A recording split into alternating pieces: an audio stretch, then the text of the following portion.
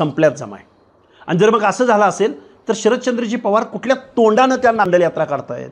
हे बघा, मंडल आयोग ज्यावेळी भारतभरामध्ये त्यावेळी सर्वोच्च न्यायालयाच्या 9 जजेसच्या खंडपीठानं मंडल आयोग इम्प्लिमेंट संदर्भातला निर्णय आला।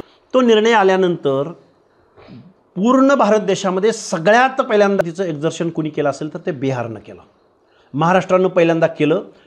कोण सांगत असतील तर ती ओबीसीच्या डोळ्यामध्ये धूळ फेकण्यासारखं आहे।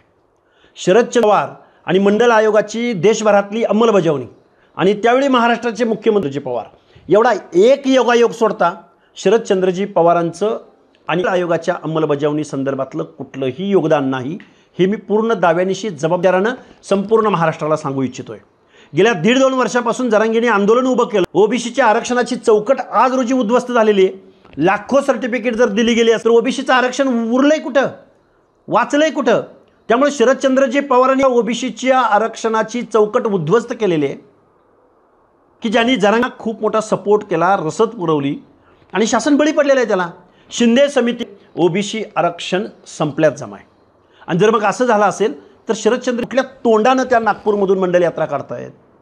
त्यामुळं शरदचंद्रजी पवारांनी कुठंतरी अनालिसिस करावं। एका बाजूला मंडल यात्रा काढायची आणि दुसऱ्या बाजूला जरांगेंना रसद पुरवायची, मुंबई म्हणायचं। हे न कळणं एवढा ओबीसी येडा वाटला का आता?